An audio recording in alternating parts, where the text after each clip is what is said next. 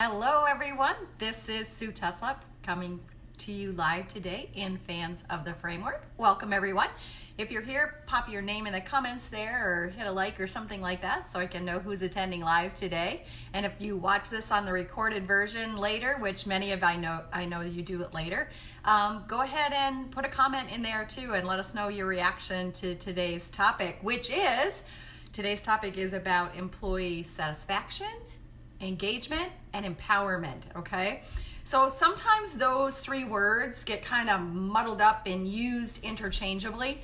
I find myself doing that myself, employee satisfaction, employee engagement, empowerment and engagement. And I use them kind of in this collection together all the time.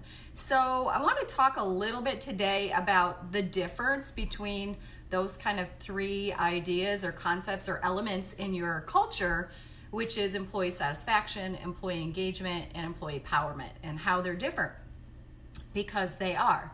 So I'm first going to start with satisfaction. And so, I was trying to find it, I couldn't find it, but this kind of made me think about it when I wanted to, have a little bit of a time with you on this topic, is that employees can be satisfied, but not engaged or empowered, right? They could also be, highly dissatisfied, but likely then they wouldn't be engaged and empowered. But the idea is that you could be one of these things and not the other. Like, it doesn't mean that if you're one, you're all of them. So in particular, there was some research back there that I was trying to find that I had stumbled across a few years ago, where they had correlated some employee satisfaction data with some employee engagement data, because they can be measured separately because they're two different things. And what they found was, in particular, some very, very high satisfied employees were actually the least engaged and actually the lowest performing and behaving. So there isn't even a huge correlation always with satisfaction and engagement, or satisfaction and work performance or behavior at work. So satisfaction is not the end game here when we're talking about a strategy around culture, okay? Yet we talk about this a lot, is employee satisfaction, employee satisfaction. So what I'm really wanting to paint a case for here today is a case for engagement and empowerment. And if you can bring those two elements alive in your work culture, satisfaction will follow. So it's almost like a lag measure, or a lag kind of effect or ripple effect of being engaged and empowered and then satisfied. But also on this topic of satisfaction, I think that, on some level, if you think about whether an employee is satisfied or not in the workplace, and you just wanted to explore that with an individual or collectively with your employees, is that I think for the most part, we could even turn it around and say what dissatisfies our employees, right? Not what satisfies them, but what dissatisfies them, and what kind of things are going on in the workplace that causes dissatisfaction. And I would call that really frustration, or something that just, they come into work, they're ready to go, and then these things happen that cause this level of dissatisfaction. It might be that, communication is poor and frustrating. It could be that tools and equipment and resources aren't there that they need to do their job. It could be, a process that isn't working right and takes them 20 steps when it could take them 5. It could be that they're not getting feedback or recognition or things like that. So things are going on like that could provide an element of dissatisfaction. So these are important elements that can lead to satisfaction, but when they're happening, they can be the things that lead to people feeling dissatisfied in their workplace. So I really think of satisfaction as a byproduct, and it's really personal.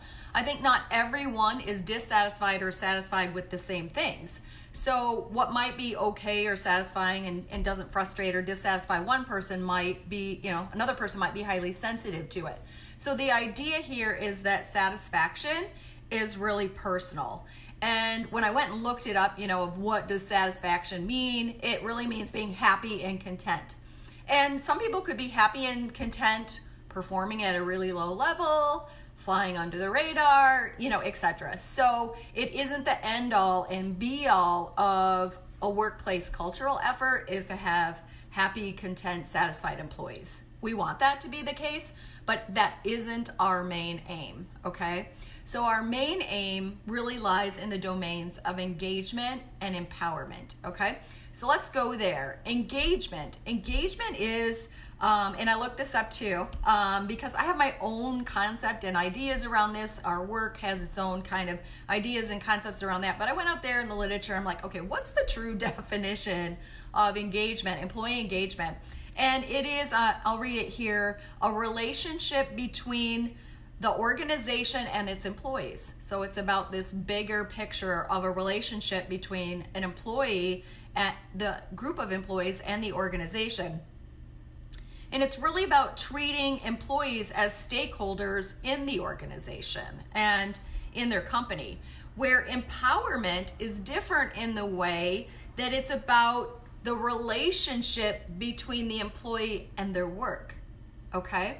So engagement, the organization and employees and that relationship, empowerment, the relationship between the employee and their work. So we can go at these two things, which really, when you bump up those two relationships and you strengthen those two relationships, you can see that the ripple effect may be satisfaction, right? So, but it's really the lever that when you elevate those two aspects, engagement and empowerment, that now you have a lever that has a ripple effect, not just in satisfaction, but many other results, like quality, like safety, like employee or patient satisfaction and service and the like. So let's explore engagement just a little bit further. We look out there, you know, at the literature and the research all the time, and many of you probably know that Gallup is probably the biggest researcher behind employee engagement. In fact, I think they've studied close to 2 million employees at this point in hundreds or thousands of workplaces. So, you know, they certainly hold a lot of evidence and research behind this idea of engagement. And you can go out there and you know, look at Gallup's work and the correlation between engagement and when employee engagement is very, very high in an organization, and how that ripple effect is on results. And that's exactly what we know to be true. Our framework and our solutions and our structure that we put in place in our partner organizations and that we teach leaders in our summits, etc., is designed to really increase engagement and then leverage that for great results in other pillars outside that people pillar. So yeah, we certainly believe in the work of Gallup, and we certainly follow that as evidence of how we organize our work to help organizations transform to achieve great results.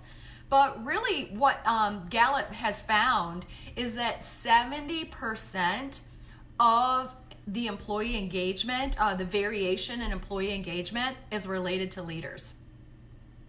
So leaders have a huge impact on that relationship between the organization and its employees. I mean, that does make sense, right? So that aspect of how do we lead around here to have engaged employees and elevate engagement and then be able to leverage that for great results, that really is a key aspect of organizational greatness, is to be able to figure out and create that standard work of leaders that is very, very engaging.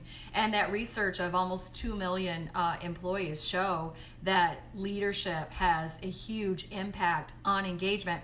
In fact, the research shows that across America, there's only about 15% on average employees that truly feel engaged.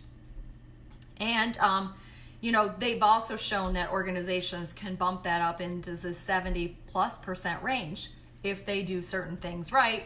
And 70% of the time that has to do with leadership.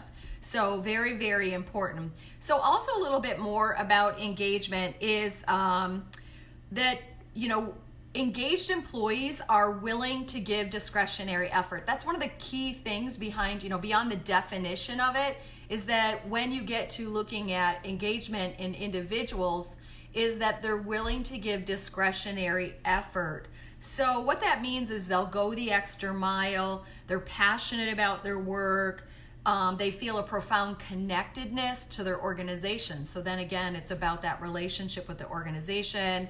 They want to engage to contribute in ways that make the organization better. So engaged employees. And so that's why when they're engaged, they're willing to give this discretionary effort. They're willing to contribute. And those are the types of things that allow the organization to get great results. And if you have a higher group of engaged people, you have more people contributing to better results. So better results should come faster.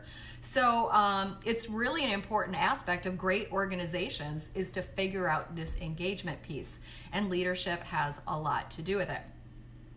Now let's talk about employee empowerment and how that's a little bit different. So that's about the relationship of an employee and their work. So this is where aspects of work around the idea of autonomy come in. We like to call it proceed until apprehended, that employees truly feel like as they're going about their work each day, that they are the owners of their work, right? That they can proceed until apprehended to carry out their work when problems go wrong, to figure out the solutions and solve them, to see opportunities to improve safety, or to catch things that aren't right and report those kind of things, that they really feel connected to their work in a way. So that also means that it's not overmanaged, meaning they're not being micromanaged. It isn't all permission based. Mother, may I? Can I proceed? Etc. So some of the concepts in healthcare around this is being able to work top of license, working with autonomy, not being micromanaged, not being over controlled in that day-to-day work. Now, when I was thinking about this too, I was thinking about the idea that, there's so much power and great results in standard work, which is kind of, what would I say? It doesn't seem very autonomous, right? To have standard work. So, but, the idea is that, employees in that empowerment piece are the ones that can create that standard work. So they have a say in creating that standard work. So I see how these two things play together is that if the employees themselves who know the work the best know that there's results that could be higher, improvements to be made, that they actually are engaged to be able to make the contributions to improve that work, create the standard work, the new workflow, the new process that's less frustrating, more satisfying, and all of that. And then they're empowered to go carry out that work, okay? To just go do it. And so to act in an empowered way as they carry out that work that they were engaged in creating. And then even beyond that, things like service recovery programs, 90 to 95%, maybe more, of dissatisfaction in healthcare organizations from patients or families can be easily resolved at the front line by empowered employees who are trained and equipped, have the solutions and the resources in their hands, have the standard work in their hands, and feel empowered to be able to recognize it and respond to it appropriately and just make it happen. Also, employees can be empowered to go above and beyond. So this idea of they see a situation and there's an opportunity, surprise and delight, a coworker, a patient, a family, and they don't feel like they have to ask permission to do that. They feel empowered to do that. So truly, when we're working with organizations or leaders of teams and departments that want to really, use their people strategies as a key lever to be able to get great results, move the organization forward, keep getting better, the levers for that in the people pillar are engagement and empowerment, not satisfaction, folks. So I want you to know the difference of these things, and I want you to see where those important emphasis lie and how they're different, and how when we think of them differently, act on them differently, as organizations we can have better strategies to elevate them, okay? So elevating engagement, elevating empowerment, that's our focus, that's our strategies, and 70% of the time that has to do with what we do as leaders, okay? So that leadership bundle, those leadership tactics, very important. So just food for thought for you to kind of ponder these concepts too as you carry out your work each day and you're thinking about that people pillar in your organization, whether it's for your department, your division, your entire organization where you work. Glad you joined us here today. Hey, I wanted to mention yesterday we've got Whitney, our new employee, Whitney, with us in our home office this week doing some work. She lives and resides in Wisconsin, but she's here with us in Michigan this week. We spent some time together yesterday doing some planning for the end of the year and some things we wanted to work on to bring forward to you in this next year, to our partners, to our friends out there. And one of the things we're working on, it's like hot off the press, we just worked on, the idea for this yesterday, is we're gonna do a small little mini mastermind. That's 3 sessions, 3 live webinars. They'll be recorded, so if you can't attend all 3 or whatever. But this is going to be in August, so watch for this. We'll have more information later as we ferret out all the details. But this mastermind is going to be around strategic planning. And that whole, we said, the middle of our framework, creating great strategies, then creating ownership and alignment to those strategies. Well, that first big piece is creating great strategies. And we know that a lot of organizations, healthcare organizations, especially small ones, struggle with this piece of creating strategies. In fact, we'll walk into some organizations to, start our work with them and realize that they haven't clearly defined their strategies. And it makes it hard for us to align things to that and create ownership for that if those haven't been clearly defined. So we decided there was a need out there to do a little bit of work and education and support out there, put some solutions in the hands of healthcare organizations to be able to really up-level their strategic planning process. And not only, the creation of the strategic plan, but how to bring it alive. So we're going to deliver this 3 webinar series mastermind in August. So wait for the announcement and the details. Of course, we'll announce those details right here in Fans of the Framework. So watch for those and hope you can plan to join us for that when that comes up. So have a great rest of your week, you guys. I hope you end it strong and keep working to engage and empower your employees. Have a great week.